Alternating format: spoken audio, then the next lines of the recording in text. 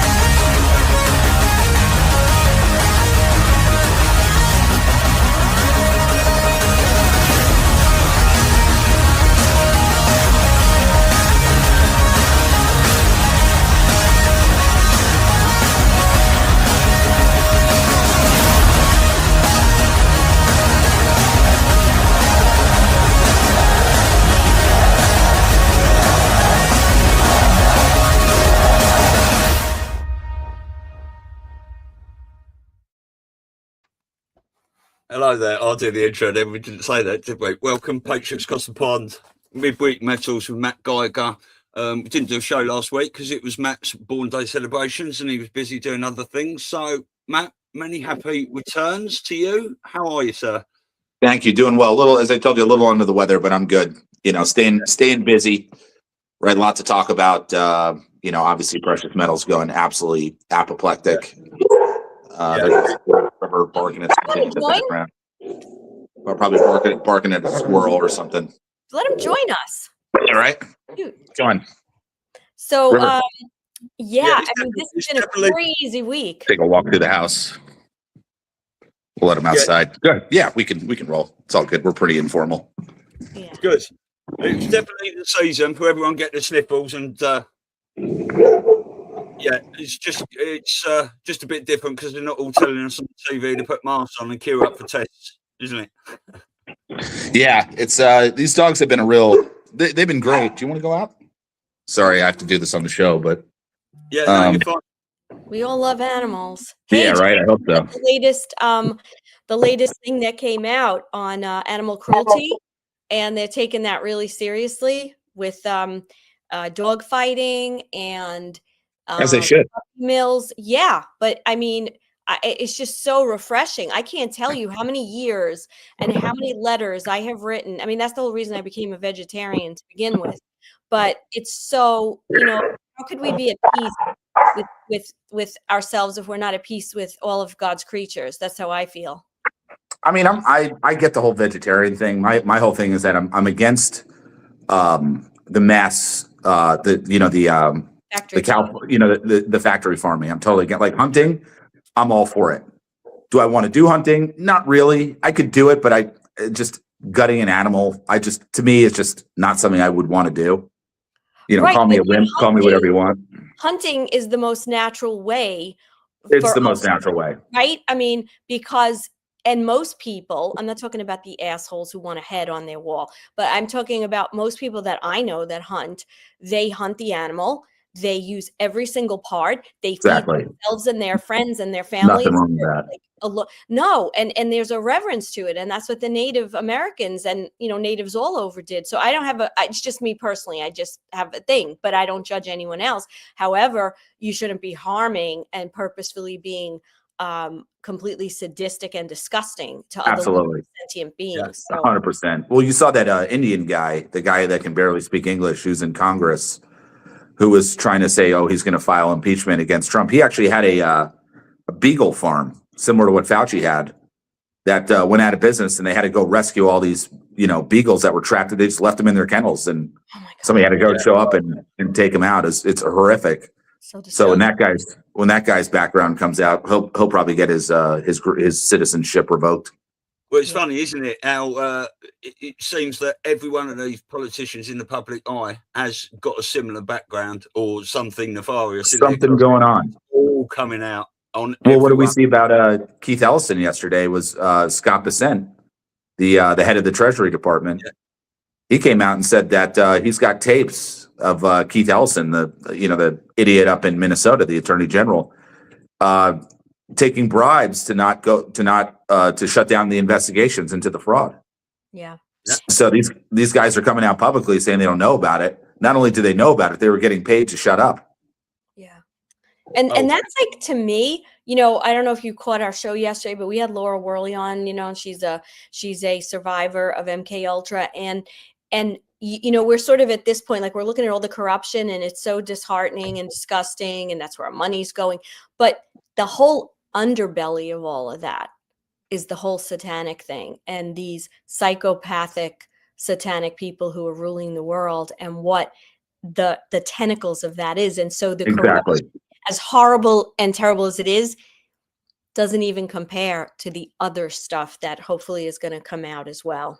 Yeah, it's kind of like, they're bringing the surface stuff out. Everybody knows, MK Ultra has maybe heard it from somebody somewhere. And then when you really, that's a good point, you start really digging into it, and it's really just going to lead you to the Church of Satan. Yeah. Yeah. Going back to the start of time, isn't it? That's right. Humanity. Yep. Yeah. Scary. It's very scary. Like, to think that, and I know people, like, just from the stuff that I knew from, us being awake and everything, about people like Hillary Clinton, right? And all these horrible things and stories, right? And then you still hear, I've still heard people that get impressed, even if they're, that it's Hillary Clinton or it's Bill Clinton. And I'm like, how can you even feel that way? Like about any of these people? They're all psychotic. These are sick and demented people. And, it's amazing. I never knew this before Trump ran. I knew there was politicians I didn't like, or, right, there was corruption. We all knew there was corruption, but the extent of what these people are really about is just, it's unfathomable. And I think it's going to be very hard for a lot of people to digest it. My big fear is, older folks, people in their 70s, 80s, 90s, these people, when they find out this information, they could drop down, have a heart attack on the spot, or a stroke. Yeah. So how do you do that without causing something, it'll be interesting how Trump rolls it out. That I can tell you. They're rolling it out. That's why they're rolling out slow, right? That's why. Right. Because it's being rolled out as we speak. You're right. Yeah. I mean, we're living through it. This is the exposure process. I mean, this is it. I remember early on, everybody's like, oh, nothing's happening. It's like, no one's talking up like that anymore. Right. Yeah. Yeah. I mean, Elisa and I talk about this a fair bit as well. The fact that potentially a lot of these jabs that are coming out now, and the flu shots and all that, are placebos and stuff like that. Because how do you, someone that's been hypnotized all their life, 70, 80-year-olds, that supports the royal family and all these sorts of things, if you say to those people, you can't have a jab, you can't have your flu shot and all that, it's going to have the same effect to them. They would just be utterly in fear. Yeah. Yeah. Well, these people, I mean, the jab, that's a whole nother monster, right? I mean, what went on there is just an absolute disgrace. And, now we've had enough time go by. What has it been? 5 years? Yeah. About 5 years or so, 4 years, where, you're seeing people having heart problems, young people. I saw this girl, she was in the hospital with, the heart of an 80-year-old. Yeah. Well, you got to you also have to remember that, this is just my theory, which I've expressed a lot. I don't necessarily know that the jab is the cause of this. I would tend to think that's how they're positioning it, because Gardasil and the flu shot and all these other ones had built in time release stuff for cancer, for heart problems, for this, for that. But it's very hard to get your arms around that, because how many people have actually, even if they didn't take the jab, they took these other things for whatever reason. A lot of these kids, young girls, young boys, it's the Gardasil. I mean, that was a seriously horrible shot that they told teenagers they had to have. I forgot what the papilloma disease or whatever the hell it was for. Human HPV. It was human. Yeah. And I know kids that never got the jab. When I say kids, like 22, 23, but they did get myocarditis. So the only thing that they could go back to was Gardasil. So, So I think they had to package this in such a way to start to let people understand the nefariousness of one jab, and then we can start to unpack the other shit. But I know you don't have a lot of time, and I'm just gonna say one word: silver. Also, as well. Unbelievable. Yeah, we had a $7 day, I think, from Friday. If you take Friday into Monday, I think it went up about $7. And we're just getting started, folks. This is just the beginning. A lot of people say, "Oh, it's the industrial demand. It's this." It's what it is you're seeing the paper silver separating from the physical silver, right? So their ability to suppress the price of silver has pretty much gone away. So what we're really seeing is we're seeing the true price of silver that we should have seen years ago. I mean, it shouldn't be any mystery. But, for people out there that see, $90, $100 silver right now, you're probably paying close to 100 when you factor in premium. You haven't missed the boat at all. I mean, silver is probably going to go to, I'd say, somewhere between $500 to $1,000 an ounce. Yeah. Right. Yeah. So with that said, I always tell people, like, I was talking to people with IRAs, and, the people say, "Oh, well, I don't want to put all my eggs in one basket." It's like, you're really not putting all your eggs in one basket. You're really just going to a cash position, right? That's what gold and silver are. It's cash, but it's just a better form of cash, right? Or money, or currency, right? It's really currency. Yeah. What you're really doing is you're preserving your wealth through going to a stable currency. When you're going to see a lot of problems in the markets, you're going to see a lot of problems in the banking system. I mean, we see all these fraud payments that I've been talking a lot about on the shows. This fraud in Minnesota, fraud, everywhere around the country, and much more that's going to be revealed. Yeah. You got to remember is the banks are pushing this money through. The banks know about this stuff, right? So the banks are complicit in all this fraud. I have a buddy, lives right back over here, over the hill. I won't say his name because, well, I guess I could, buddy, because he no longer works at the bank. But he came to me about 2 years ago. We used to meet up at this little pub every Friday. We'd all, meet up for a drink and a bite. And he would tell me that he was working at one of the major banks that you would know the name of. And he says, "Man, these guys are just, if this bank got audited right now, they would be completely underwater. Banks generally profit somewhere around 20% a year. These guys were profiting 80% a year. They're making 80% profits." Holy crap. And it's like, it's not supposed to be that way. Like, that means that you're cutting corners, you're doing things that you shouldn't be doing. And he said, he's like, these guys are just like, if people were to understand what was going on inside of this one major bank that everybody would know the name of, it would just, when the regulators come in, and I'm sure they have by now, the regulators probably under Trump probably came into these banks already, and they're keeping it real quiet, right? Yeah. They're not saying anything about it because they don't want to crash the markets. They want to keep everything as calm and quiet as possible. So I think what's probably happened behind the scenes that no one's talking about, my guess is that regulators, Trump's guys, auditors, you name it, have gone into these banks and have already done the forensic audits. They're probably been done for years. Okay. And from what I hear, the big shorters of silver, just going back to silver for a minute, which would be JP Morgan, Bank of America, Citibank.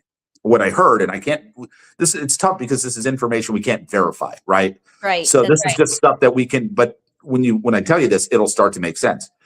They're the big shorters of silver. So they have the major short positions, but they also control, how big is Bank of America is massive. JP Morgan's even bigger. I mean, they are absolutely massive. Citibank, massive.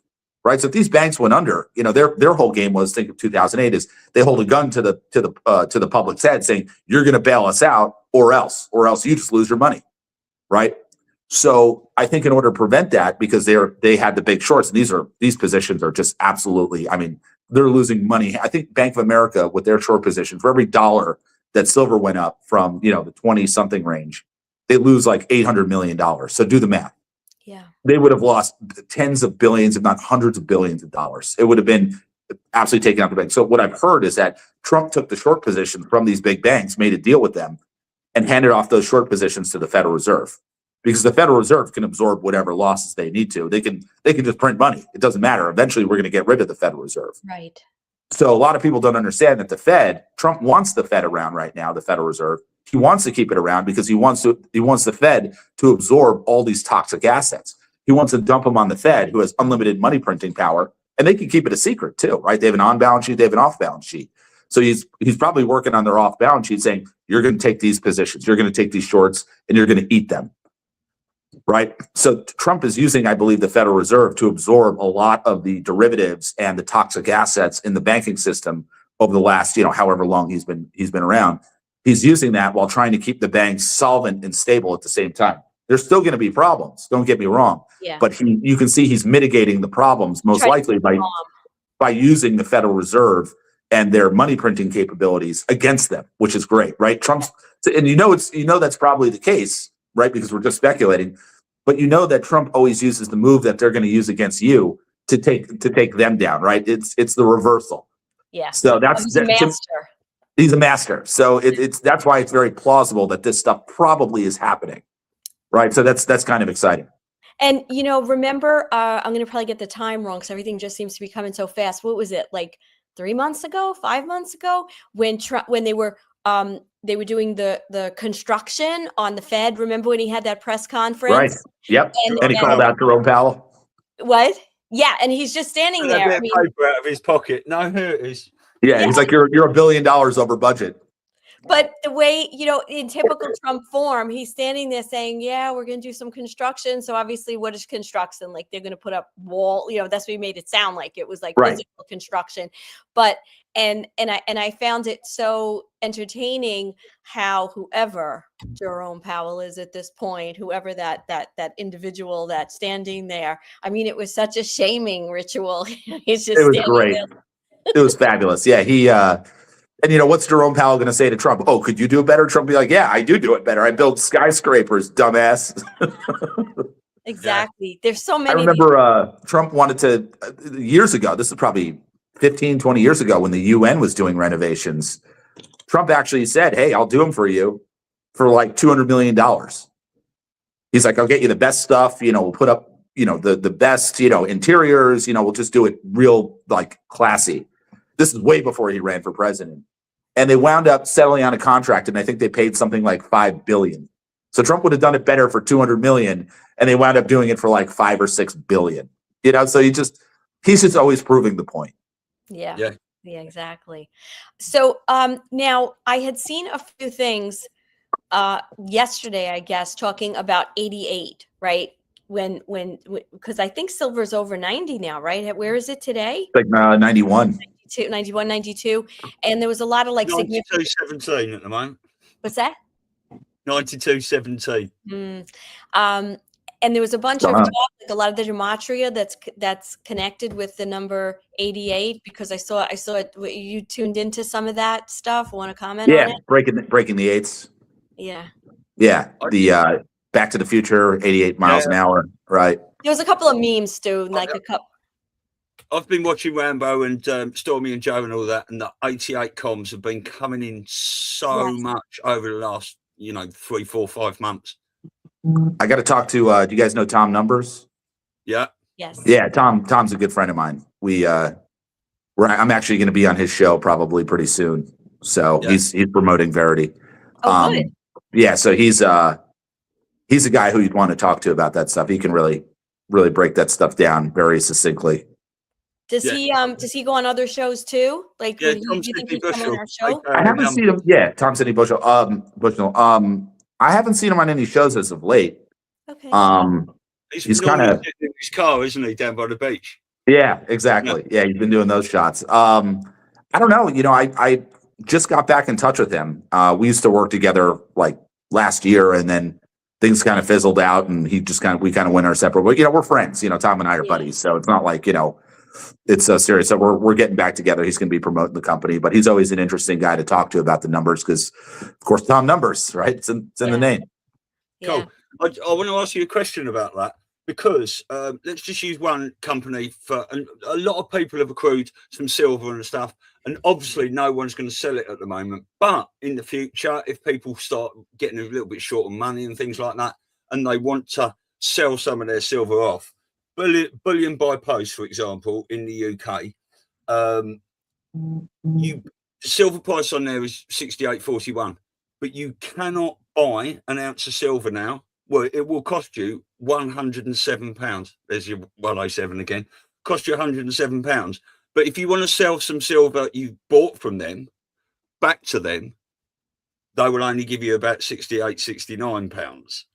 So I mean, I know what the value of silver is, but I value the silver I've got is what I've got to pay for it, really. So if I wanted to sell it back, what is your advice to people that wanted to sell it? Where is the best place to sell it rather than back to these companies? I mean, generally speaking, the company that you bought it from should give you the best offer, right? Yeah. Especially my clients, like whenever somebody sells back their gold or their silver, sometimes it happens, somebody's, wants to cash in and buy a house, right? And I think that's a good exchange, right? Hey, you're trading your silver or your gold and you're getting into your dream home. I've dealt with a couple of those last year, and that's to me a justifiable way to sell your stuff, because of course you're getting something beautiful in return. Or hey, people run into a pinch, right? Life happens. I don't charge anything on the back on the way out. So in other words, I'll show people, hey, here's what my wholesalers will pay for the silver. I will literally do the transaction for you for free, but you might have to cover some shipping if I can't sell it here, right? If you have bars or something where, I mean, I can sell bars, but I like to take in eagles ideally because I have a market for it all times. But if it's something I don't want, I'll just say, hey, I can offload it to my wholesaler. Here's what they pay for it. Just cover the shipping to get it there, and boom, we'll get you paid. So that's generally what I do. If you just walk into a gold or silver shop right now, I know a lot of dealers are offering like $10 below spot. I always tell people like, hey, if you give yourself some time, go on eBay, become your own gold and silver dealer on eBay, and undercut, the listing, go $1 below, and believe me, your stuff will sell out in a day, because that dollar is very meaningful money to a lot of people. Yeah. So for buyers. So I always tell people like eBay is, I'm like an eBay, or used to be an eBay addict. That's where I got all my George magazines. That's where I got my Kennedy collectibles, just like unbelievable stuff. It's like an international garage sale to some extent. And you'll find the most amazing stuff on there. Well, that's where I bought my Bitcoin in the early days. Was on eBay? Yeah. Yeah. I Really? bought some of my currency there in the early Yes. days. I bought bills. I used to give out bills of dinar, like physical bills of dinar, as just like fun little giveaways, but you can find all the old, like when I do a gold and silver stand at like a show, I'll usually bring like my 1928 series, 150, 20, $10 gold certificates. It kind of reminds people like, hey, this is how money used to work. You used to be able to go into a bank, give them that bill, and they give you your $20 gold piece, or vice versa, right? So that's where we're headed, is a system like that, but just a little more updated, I think. So let me ask you, could you speak a little bit about the silver eagles? Like, because I think people usually, when things like this happen, like we've all been waiting for this, so it's very exciting to watch it and see all these prices go up. And hang on, let me take okay, this sure. Sorry about the dogs. Go ahead. Do I'm you have sorry. to throw the treat to get them to go out too? No, they just he just barks at the wind. Like, yeah. I'm like, Sorry, be a dog. Just go out. Your question, Lisa. I apologize. So anyway, what I was saying is, we've all, anybody that's been following it maybe got in a little early, right? And we got a good price. And that's a relative statement, and now we're seeing it go up, so we're like excited because we've been waiting for this, but there's a lot of people that didn't get in. And like you said, it's not too late. It may feel intimidating because you're seeing it go up. So everybody starts to get that kind of nervousness. But if somebody says, I have a little bit of money and I want to do something, I can't like go in and buy $1 million worth or whatever. And we're not talking about IRAs at this point. We're just talking about pure purchase. General purchase. Yep. Yeah. What would you tell us a little bit more about the Silver Eagles and why you said that might be something that makes sense, and how much does that, what do you get, so to speak, for an example of maybe somebody who wants to get in? Yeah. So, I mean, look, there's nothing wrong with buying bars or rounds or something like that. I mean, you still have the silver, right? Yeah. It's just what I like about, United States minted coinage is that the U.S. Mint is a division of the U.S. Treasury Department. So just keep that in mind. Just like in Great Britain, the British Mint produces the Britannia, right? The Britannia is your signature coin. Like if you live in Britain, I would be buying Britannias. The reason why is because it's a known weight and purity. It's recognizable. I don't want just the silver content for that extra money that I'm paying in premium to get a silver eagle. And we're not talking collectibles here, right? Because you can collect, there are collectible versions of this stuff. We're just talking the straight, US coin, nothing, random year, nothing fancy about it. Frills, yeah. Yeah, I just like the idea that I have the stamp of the U.S. Treasury on the coin. So that turns it not just an ounce of silver, that turns it into a piece of money. And even in our current tax code, gold and silver eagles are actually considered legal tender. Okay. Right. So there are certain advantages to owning them. And to my understanding, and again, I'm not an accountant. This is purely my own speculation for my own research. I'm not giving financial advice. Okay, but when you go and sell bars, you have to pay taxes. You're supposed to pay taxes. You're supposed to pay taxes if you find $20 blowing in the wind. Okay, that's the honest truth, believe it or not. Do people do it? Probably not. But if you sell off, $100,000 of bars, you got to tell the tax man what you paid and what you made, and you're on the, you're into capital gains. Whereas, to my understanding, again, this is just what I think, and I'm not saying do this. I've never sold eagles, so I've never even been in a position to do this. I've never sold, in other words, I've never liquidated any of my own supply.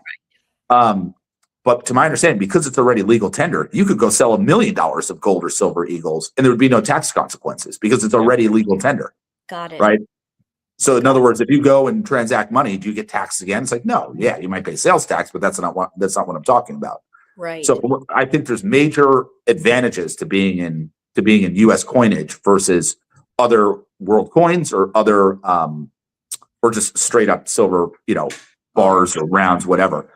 Because at the end of the day, I think what's going to also something that people have to keep in mind, and this is, I hate to say this because I'm a dealer and this can really put some skepticism in people's minds, but what do you think is going to happen when gold hits $5,000 and $10,000 an ounce or silver hits $200-$300 an ounce? It's probably already happening, but you're going to start getting a lot of frauds, a lot of fraudulent products probably in the marketplace. So now you got to be very careful what you're buying. Yeah. Sure. And it's probably going to come more in the forms of bars, big 100-ounce bars, 10-ounce bars. Here, you know what I'll do? I'll just go outside with you guys. It's probably just the best bet of it all. Probably what's going to happen is you're going to have a lot of fraudulent products enter the marketplace. And at that point, the beauty of a silver eagle or a gold eagle is I don't even need a tester for it. I can literally just throw it on the table and I can hear the ping of that. Right. So I can actually hear a real gold and silver eagle. That's to me, that's the best testing equipment of them all. It's just the sound that the coin makes on the table.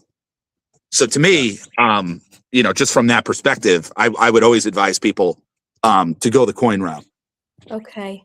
And furthermore, if we're going back to a constitutional money system, wouldn't those plug you directly in? Right. So if you're in bars, maybe you have to go send it to the mint and have the mint go and produce you coins. And there's going to be a cost to doing that. It might be, hey, we're going to take 5 or 10% of your value here just to produce it into a coin. So now is that little additional premium for the silver eagle? Is it that much money? No, I don't think so. Mm-hmm. Mm-hmm. And the coins, for anybody who's never bought it, they come in different weights, or is it just 1 ounce? Yeah, so the silver eagle just comes in a 1 ounce coin. The gold eagle comes in 4 denominations. It comes in 1 ounce, ½ ounce, quarter ounce, and 1/10 of an ounce. Got it. And you'll notice on the back, it's got a monetary denomination to it. So 1 ounce is $50, ½ an ounce is 25, quarter ounce is 10, 1/10 of an ounce is 5. Right. So there's a whole concurrent monetary system that these are really supposed to plug into, which is why, silver converted, what was it? 0.77 per $1 or something. I forget what it is, but there's a conversion from fiat money into gold and silver money. Okay. Yeah. It tells you there's a whole nother monetary system that this stuff belongs to. And you really want to tap into that monetary system because that's the real system, not this phony, and fake Federal Reserve system. Yeah. Have you heard about Trump's potentially going to put the price of gold up to $20,000? I've heard that. I've heard numbers even higher. I've heard 30, 40. Yeah. Don't overlook gold either. I mean, if you're doing small purchases, I would say stick with silver. But, if you're buying, hundreds of thousands and millions of dollars, not only are you going to want gold, but you're going to need gold because that's a lot of silver. Right. Yeah. And it's where to put it. You don't want to be having it wheelbarrows, unless you've got a big safe or anything like that, you've got to store it somewhere. You got to store it somewhere. And gold, you can fit $1 million of gold into a small briefcase. That's easy to do. So just keep that in mind is, for larger purchases, I would definitely say, get into gold. Platinum's getting very hard to get. I would definitely advise people, pick up some platinum. I've been telling people that for the last year. Those people have doubled their money. I was telling people last year when platinum was at 900, I'm like, if this stuff goes any cheaper, the miners are not even going to mine. It's not even worth their time mining it. So I think we hit bottom. I was right. And now, we just saw $2,400 platinum prices. Yeah. Yeah. So, question, can US coins be bought by people in the UK? That's one of the questions in the. I mean, they could be. They absolutely could be. I don't know what the dealers are. I spent some time in London back in 2020 into 2021, and I didn't really go into. I should have. I didn't really go into the coin shop. They might sell them over there, but I would say if you're in the UK, you probably want to stick to Britannia's. Yeah. Okay. And just to take that question further, if someone in the UK wanted to buy from you, can they buy the coins from you? Unfortunately, no. And thank you. I appreciate the sentiment. No, I would say out there, I would try to find just a local dealer. They exist out there. I know that. Try to find a local dealer, build a relationship with them. And that goes for even people in the country. I mean, sure, I would love people to call me and, I'd love to have your business. Obviously, you support the show and all that good stuff. But I'm not offended if you just go to your local dealer. I say go support them. These guys, they've been around. They've been waiting, with gold and silver prices just staying flat for years. I mean, we've all been just grinding our teeth, just trying to keep our doors open because, we know that gold and silver should already be at these prices and much higher. But because of market manipulation and, political nonsense, they've suppressed this stuff. Yeah. No, we're definitely in exciting times. And, just want to mention again that one of the things like I did, and I know you are a proponent of this, is just like with the IRAs and the 401ks, that's just where I think you're not taking money out of your pocket like you are when you're purchasing silver and gold. And that is something that you can really benefit from. Everything, again, not financial advice, but it's just common sense. If the price totally is up, are you going to see that much of an increase in whatever your 401k or your IRA right now? Probably not. I mean, the people that I've done IRAs for over the years, I mean, look at them now. I mean, they're all double, triple, even some earlier clients have, quadrupled their money. Yeah. Just because, I remember selling Silver Eagles at, $18-20, and those people, they've done phenomenally. But again, this should have been done, these prices should have been there a long time ago. It's just all the, market manipulation, and it's a racket, right? We could have a whole discussion on that manipulation alone. But the good news is with IRAs, I would definitely tell people turn it into the physical, because I'm somebody that actually offers. I could in theory send you your IRA gold and silver. In other words, instead of using one of the depositories, and I think the depositories are fine. I'm not worried about the depository. I use them every day. But there is a way where we can structure where we actually ship you your own gold and silver. Now, granted, you're really not supposed to hold it yourself, and you could get audited. But I mean, I'm a gold dealer, so I could structure it for you in such a way where we would send it to you, and then it's up to you to go find a place to store it, right? You're not supposed to store yourself. If you do, no one really knows. Right. But I just put it out there, not because I want to sound shady or anything like that. It's just because I know there's a lot of people, especially in the Patriot community, that say, I don't trust anybody. And I don't blame them. I really don't. Why would you trust anybody? When you look at the fraud that's going on, right? We're talking all about that. Who do you trust? It's like, you can really only trust yourself. Yeah. So, and I get the sentiment. So I developed a way to do that for people who want to do it that way. And like I said, if you send it to a depository, it's fine. There's the good news is that with an IRA, there's a record of the purchase of exactly what you had, exactly what you bought. Whereas when you do a wire or a cash purchase, they really don't know what you got, right? Let's say you sent me $100,000 for gold and silver. They don't know if you got one coin, right? There's collectible coins out there that might be worth $100,000. I wouldn't recommend ever buying one. But they have no idea whether you got that or you got, 1,000 ounces of silver. They have no idea. So that part is not necessarily reported. So In other words, with the IRA, everything's reported. The government knows exactly what you're holding. Whereas with the cash purchase, they don't. Yeah. And I would say for IRAs, it's more, I think it's a placeholder to get through, look, we could speculate what the banking crisis is going to look like. It's a placeholder to get through whatever set of events are coming down the pike, whatever that looks like, right? Yeah. How did you feel when Trump walked out Melania the other day all dressed in silver to the sound of Hi Ho Silver Away? I sent Melania a top salesperson award from Verity Metals. It's brilliant. It's funny, isn't it? Silver is G17. I think the weight of it is 107.9, or the chemical number of it, 107.9, another 17. It's pretty amazing. This is the bank killer, isn't it? Don't you think? It's the bank killer. And what I loved about it was, I feel almost vindicated because I used to tell people back in, must have been even going back to like 2018, 2019, when I first started hearing this stuff about, Q and all that. I used to say, Trump's telling you to buy gold. How do I know that? Why do you think he dyes his hair bright gold? Right. And people would start laughing. And now with Melania coming out the other day with the silver dress, I feel kind of vindicated because it's like, see, he's communicating. It's a communication. It's not some crazy stuff. And she also had the gold streaks. If you see, they really made those streaks very gold in her hair. Yep. You know what's interesting? A video just popped up about Kennedy and talking about, when he had, he was after the I guess the fiat, the actual paper money in 1961, and it said it didn't have obviously Federal Reserve on it, right? It was the money he print, but it was backed by silver, which I never knew. Of course they killed him 5 months later, but the money was actually backed by silver.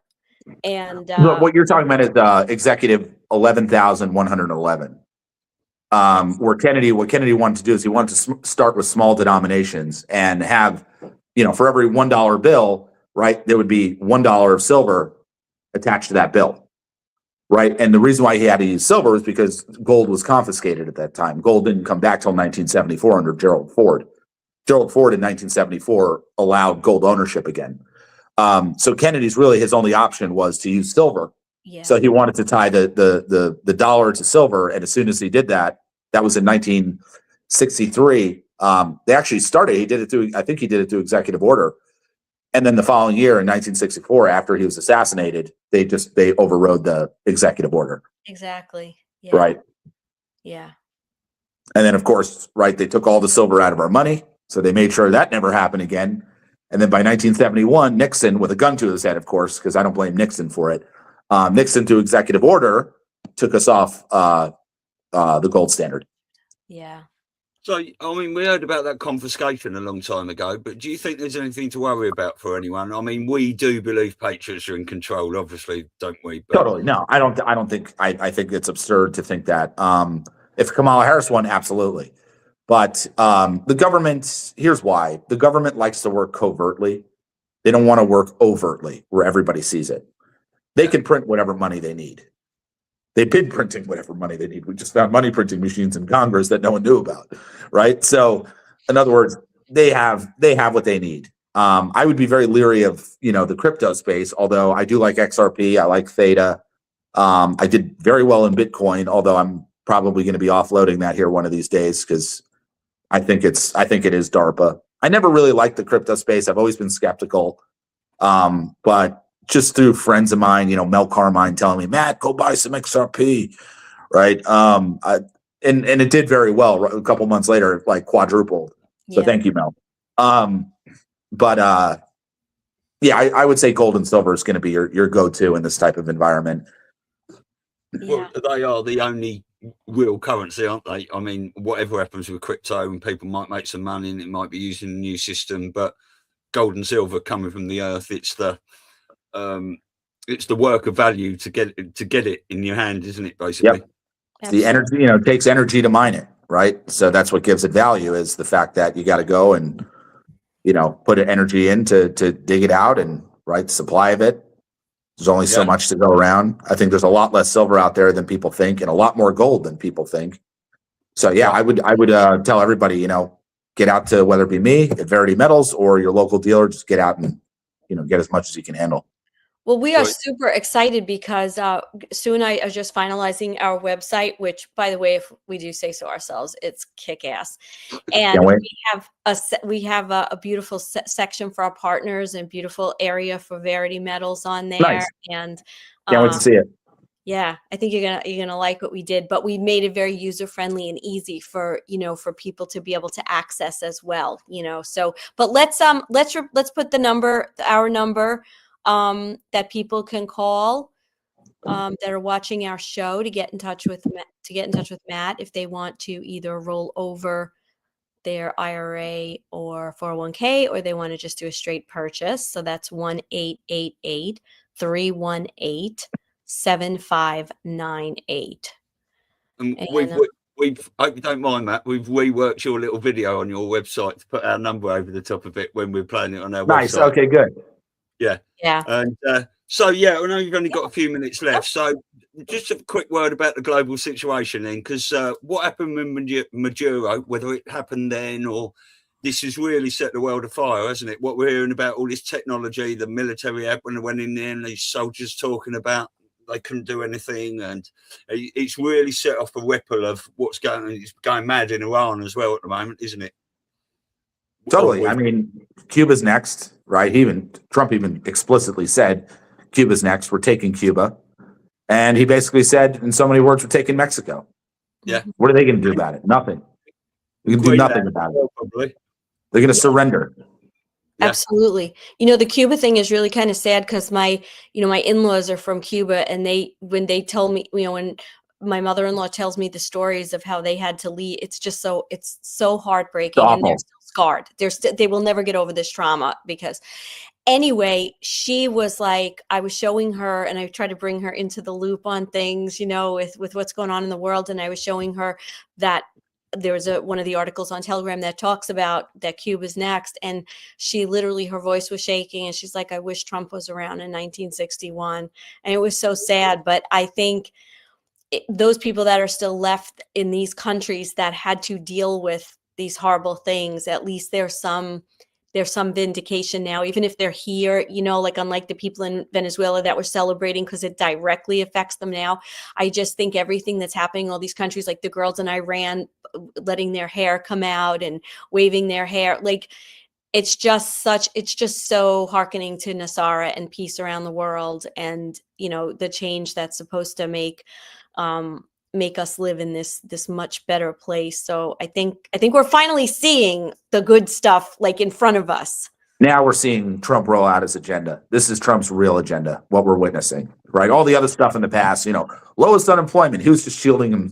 He was insulating himself using the phony government statistics, right? Yes. The job market sucks. The business market sucks. Everything sucks, right? He just needed to insulate using their numbers so that they couldn't criticize him, right? And he would tout those numbers just to, make sure that he could continue to move the ship forward. But yeah, you're watching 1776 worldwide. And I would defer to what Juan talks about, which is, we're not going to just deport these people into hellholes, South American hellholes. We're going to help them fix. We're not going to be our brother's keeper. We're going to be our brother's brother, is the way Juan would put it to you. And what he means by that is we're going to go and we're going to turn Mexico and El Salvador and Brazil and Venezuela and Cuba, we're going to turn them into great modern countries, just like the United States. So actually, people shouldn't be so upset about all these deportations. They should actually be very excited about them when you think about it, because they're going to go back and they're going to go rebuild their own countries, and we're going to help them every step of the way.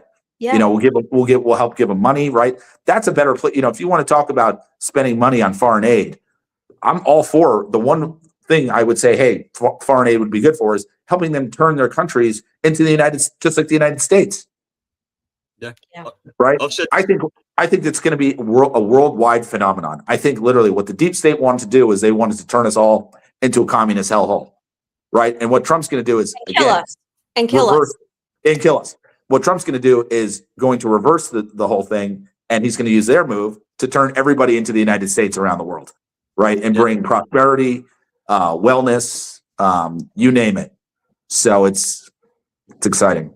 It really is. I've said many times that I do believe this part of Nasara and this, if we do get a wealth redistribution and stuff like that, is everyone, all these illegal immigrants and everyone, they'll all want to go home of their own accord, because who wouldn't want to be in their own country rebuilding it if there was no war, no tyrants in charge and all this sorts of stuff? They're going to be thanking Trump when this is all said and done. And some of them are already. I mean, we can see it. We don't see it in the mainstream, but we see there's more and more videos coming out of people actually getting angry at these liberals, like people who have firsthand been touched by what's going on, saying enough, like enough. You don't really know what you're talking about, you know, and how great these moves really are. Well, we've seen many videos. Beware of the white liberal. Oh yeah. Beware of the white liberal. Malcolm X understood. Yeah. Anyway, I want to be mindful of time. Thank you so much. We love Thank you guys. Our midweek metals with Matt, and have a happy birthday. I'm sure this celebration is going to continue. It was a big one. So, but you're still younger than us. So. Well, thank you for having me. Always good to be with you. Sorry about the dogs, but I'm going to go let them back in now. But I'll see you guys soon. You guys have a good rest of your week, and I'll see you this time next week. Yes. Brilliant. Cheers, Matt. All right. Adios. Salute. See you later. Bye. Right, that's nice and short and sweet, that, isn't it? I enjoy those shows. Mm-hmm. Yeah. So I've got a little bit of a just a 2-minute Federal Reserve video on the end today. I'm going to always try and put something on there that's topical, I think. But yeah, we've there's a couple of comments here. You just speak for a minute, Elisa. Sure. So you guys, you know, let us know any questions that you have. You know, more and more we want to start interacting with you. So during the show, that's one of the things Stu and I really love. I know a lot of times when we have certain guests on, like yesterday with Laura Worley, we're not going to do a lot of interaction because the subject is just so delicate. But when we have someone like Matt on, or some of our other geopolitical guests, we really invite you to put your, you know, any questions, and we're hopeful that, you know, we do our best to answer them and get the guest to speak directly to it. I was just saying, you know, we want to keep the questions coming. Oh, and Saturday, right? Yeah. Kate said, just got back from the bank, got 40. I did see this comment in there, Kate. Thanks for typing in capitals. I just couldn't really ask Matt at the time because I wanted to try it at the end. I've just got a £1 coin and a £2 coin out of my little collection, and I've got magnets all over my fridge. That pound coin sticks to it. My £2 coin doesn't stick to it. So I don't know what the coup is there. But I did go and have a quick check. Yeah, anything else? Yeah. And Simone says, can we get these coins in the UK? I did send her a link. I mean, you can't. Not from Matt. Yeah, with the right. The American Eagles. Yeah, you have to buy, yeah. But yeah, they're all the same. They're just the 1 ounce silver coins are called Britannias in the UK and Eagles in the USA. It's the same thing, basically. You can get smaller denominations, the silver bars and stuff like that. I've used bullion by post before. They're a really decent company. And, you know, because we can't use Matt over here, unfortunately. Otherwise, I would be. Well, if I had any money to buy some more.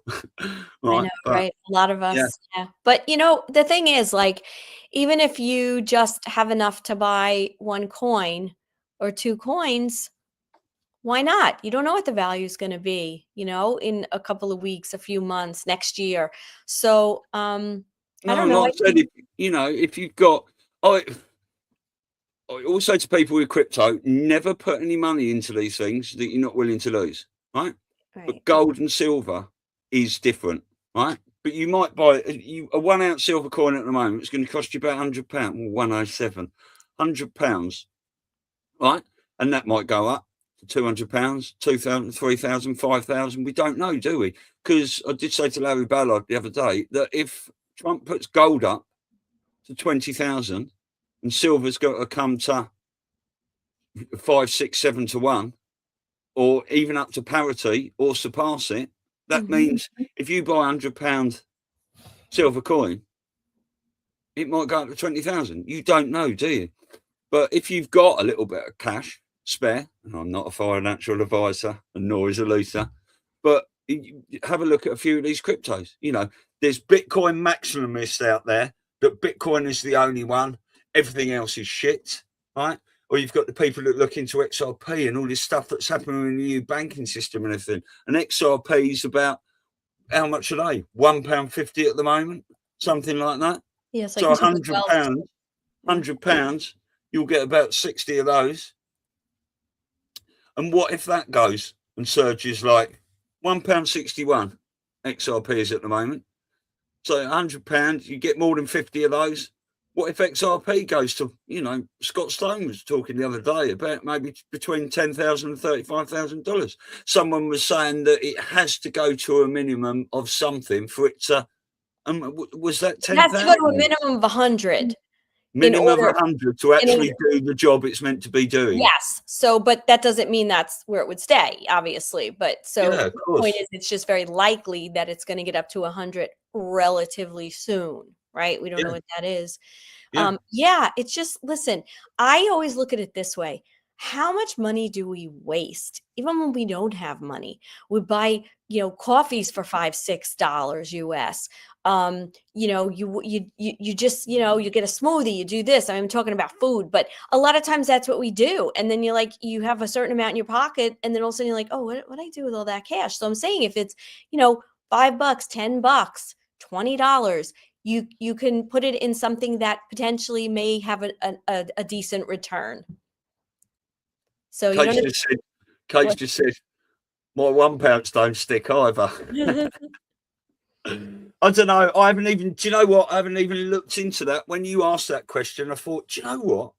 I tried that. What I do try a magnet on is every capsule that I get in vitamins or anything like that. You test them. Yeah. Well, I've had cocodamols and I've been dragging along the worktop with a magnet. And I'm not fucking swallowing that. You take that. My mate got some of that charcoal, didn't he, to take with his activated charcoal to take, and it was sticking all over the magnet. Really? I always do that with any pills or anything you get from the big pharma medicine industry, or in these vitamins. We all take vitamins and supplements, but it's just worth checking. You don't want to put a capsule against a magnet, do you? And it just hang there. You think, what am I taking? Yeah. Especially since we've heard so much about graphene oxide and everyone going like that. Why is it sticking to me in COVID? Yeah, that's messed up. All those videos that were coming out. Yeah. You know? Right, okay, so tomorrow we will be on for an usual waffle session, won't we? Yeah. Yeah. And then what we're going to do as well, because we've been having guests on Monday and Tuesday, Matt Wednesday, Jason Friday. So we do our show Thursday, but we're having, you know, spaces for other guests. So what we're potentially going to do on a Thursday is have guests on then as well. And we shall, if we get, we're going to reserve those for, you know, sort of, oh, wow, that's quite a big name. Yeah. Right. Or things we think like that. Or just try and fit anyone in really where we need to. But potentially on a Wednesday, instead of going live at 3 on a Thursday. Instead of going live at 3:30 all the time, if we can get a guest on that's can come on at 3:30. Elisa and I might go on at 2:30 or 3, you know, an hour or half hour before, and do our waffle and then get a guest on. Or if a guest can come on later, we might start our show a little bit later on a Thursday. I've set up some new thumbnails and stuff today, so but just keep your eyes on it. If look on the Rumble channel every day, you'll see coming up under the video there'll be a little timer, video live in so many hours and so many minutes. Yeah. And then Friday, of course. Yeah, so it's exciting. We have a couple of names. We're not going to say them right now, but we're hopeful. And then of course Friday we have our show with Jason, and then this is another Saturday where we're going to do Patriots Across the Pond Family where we're going to invite people again. And you know what? We're increasing, right? We first we had one person come on, then we had 2 last time. So maybe we'll get 3 this time, or 4 or 5. But it is first come, first serve, because I think we have a max of 10, right? Altogether total. Yeah, definitely. Oh, if there's anyone, if we ever get to that and there's people waiting, well, I don't want to say kick people out. I'd say if you come in and had a little chat and all that, would you mind going? Right. Because we want to squeeze people in. Or we'll do a day from news treason. I'm sorry, people, we've run out of time. We can't. Do you know what I mean? I want it to be organic, and I know we both do. And I don't want to be saying to people, well, tell us your story then, because we had Brett on the first time, and that was great. He was on for an hour and 45 minutes because he came. Was it that better than that? Yeah, and then Simone came on and Brett came on, sort of almost together. But I wanted to hear Simone's story, so we gave her most of the time, and then Brett came in, and it'll be like that. Everyone that comes on, we want to hear a bit about you, because we are all part of this big awakening family. Absolutely. And like, just going back really fast to the whole silver thing, if you guys enjoyed the show today, you might really want to, if you haven't already seen the show that we did with Larry Ballard on Monday, he really takes a deep dive into a lot of this and a lot of the the stuff that's going on, the geopolitical, and as it relates to silver as well as XRP. So he's really a researcher who has a lot, who's really kind of dives in deep with a lot of these subjects. And of course, he does those beautiful slides. So you might want to check that show out if you haven't yet. Excuse me. Yeah, exactly. Right. Well, this is great. So what time, we're on tomorrow at 3:30 then? Yes. That's it, isn't it? Right, everyone. Love you all. Where we go when we go all. Love you. Yeah. See you tomorrow. See you tomorrow. Bye. Island, November 1910. 7 bankers meeting in secret to create America's central bank. We just can't call it that.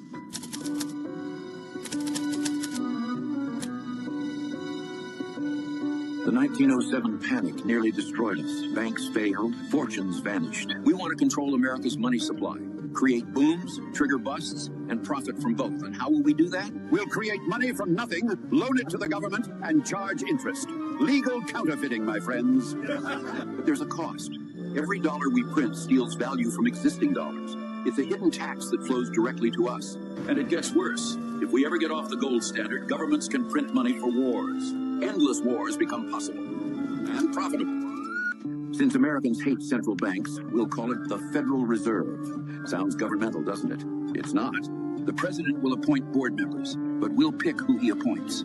We'll have 12 regional banks. Looks decentralized, democratic even. But New York banks control them all. That's us. You're probably wondering how we're going to get this through Congress. December 23rd, 1913. Most of Congress home for Christmas.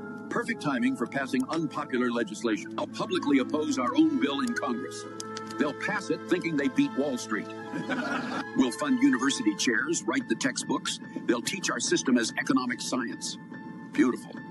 Every American born after this will inherit debt on money we created from nothing. Generational servitude. The Federal Reserve. Not federal, no reserves. But everyone will think it's their government protecting them. Good afternoon.